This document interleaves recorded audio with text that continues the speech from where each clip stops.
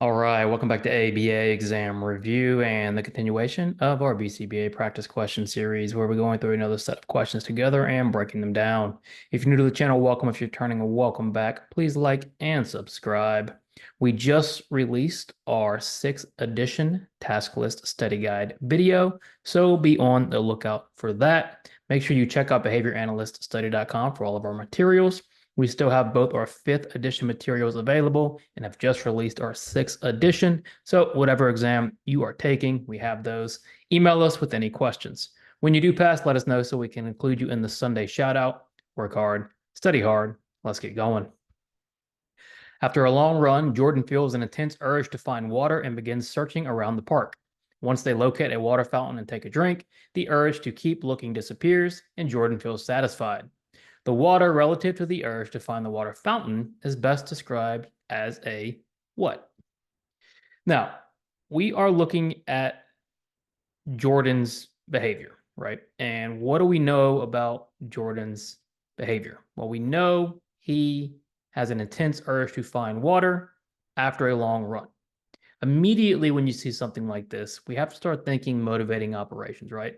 Long run, Jordan's deprived of water. The value of drinking the water goes up. So what happens? Jordan is now looking for water. Once Jordan finds the water fountain and takes a drink, what happens? The urge disappears.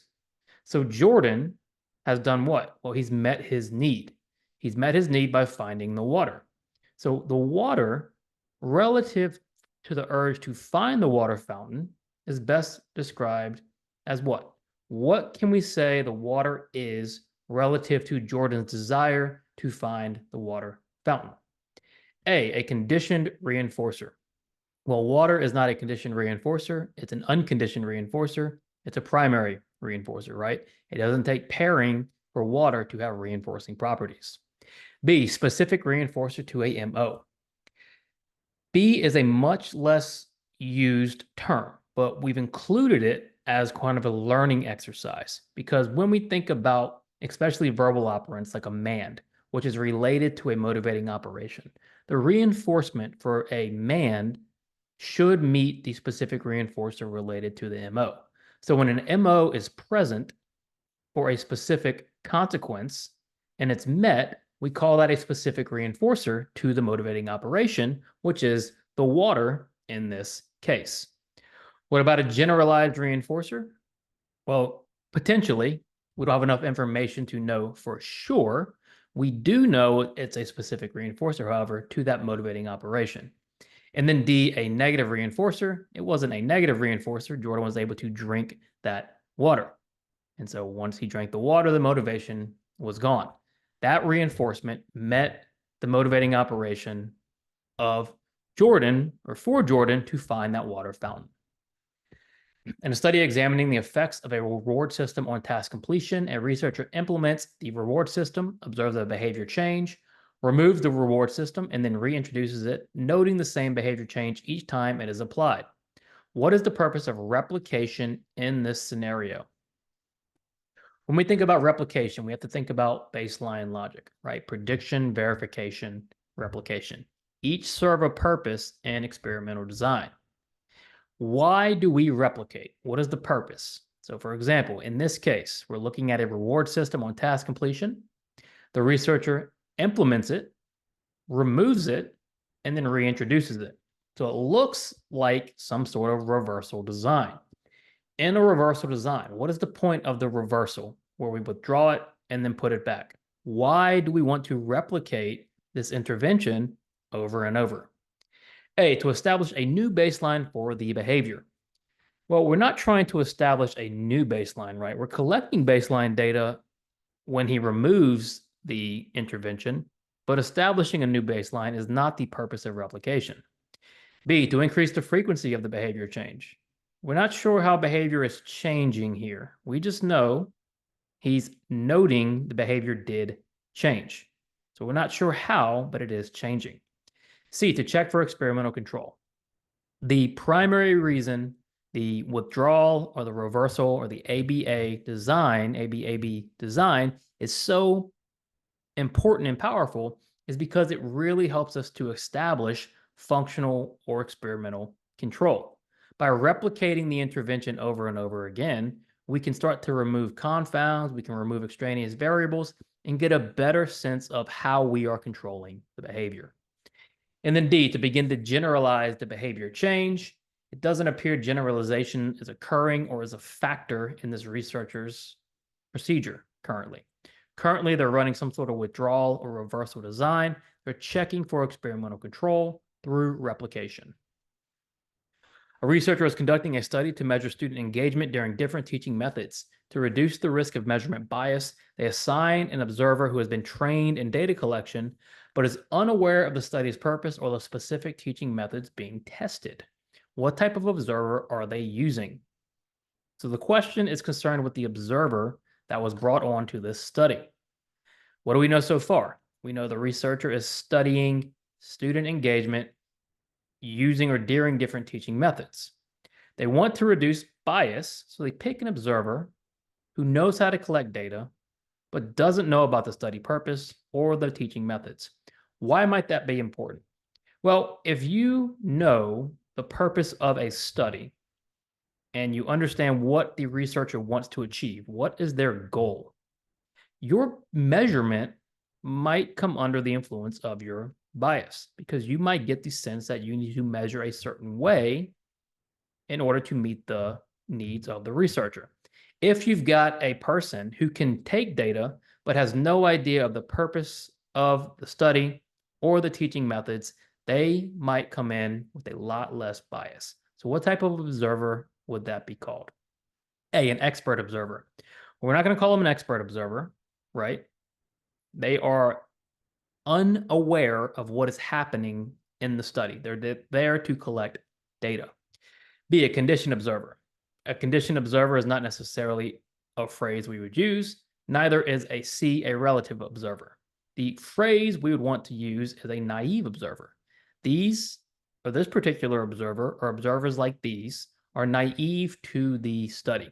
They're naive to the plan. They don't know what the goal is. All they're there to do, right, is measure and collect data. In this sense, they're a lot less biased in their data collection. They're not sure what they're trying to accomplish. They're just trying to take good data. So the type of observer being used here is a naive observer. A behavior analyst is using a changing criterion design to increase a client's daily reading time. The initial target is set at 10 minutes per day, with plans to gradually increase the criterion by 5 minutes each week until the client reaches 30 minutes. After each successful increase, the client is provided with reinforcement. However, the analyst occasionally sets the criterion back to a lower level temporarily to see if reading time decreases in response to the change. What is the purpose of occasionally lowering the criterion in this design? In a changing criterion design, right? Why would we ever lower the criterion? Why would we ever do like this? Because we know we are trying to increase reading time. And so we set the initial target at 10 minutes per day, and then we increase it by 5 minutes. So 10 to 15, 20, 25, 30. Each increase is successful, okay? But then the analyst goes to a lower criterion. What's the purpose? Well, we know in a changing criterion, we want behavior to stick around each change. So the reason we would go backwards is to hopefully the behavior follows. Why? A, to analyze the influence of the criterion level on reading time. Yes. What effect does the criterion level have on reading time? Because we are increasing here, but what if the client is just getting better at reading? We won't know that for sure unless we try to go back down. It's another way to look at experimental control. B, to assess the client's reading time preference. We're not doing a preference assessment here, right? This is an experimental design. C, to evaluate whether shorter reading times are more effective. Well, we're trying to increase the client's reading time, and that is the goal. So we're not worried about what's more effective. We just want to increase daily reading time. And then D, to provide a client a temporary break from increases. Maybe they get a break here, but that's not the purpose. Experimental designs are systematic. We do things for a reason. And the reason you would go backwards on a criterion change is to see what kind of influence that criterion level has on your dependent variable. A teacher wants to track a student's progress on raising their hand before speaking. To ensure accurate data, the teacher collects data on this behavior daily at the same time each morning while the class is quiet and seated. Over time, the data shows a consistent decrease in calling out behavior. What aspect of data collection improves the validity of the observations? A lot of different things going on. Let's focus on what the question is asking. The question is asking about validity of data. We want data to be accurate, valid, and reliable. Validity has to do with measuring the right behavior, right?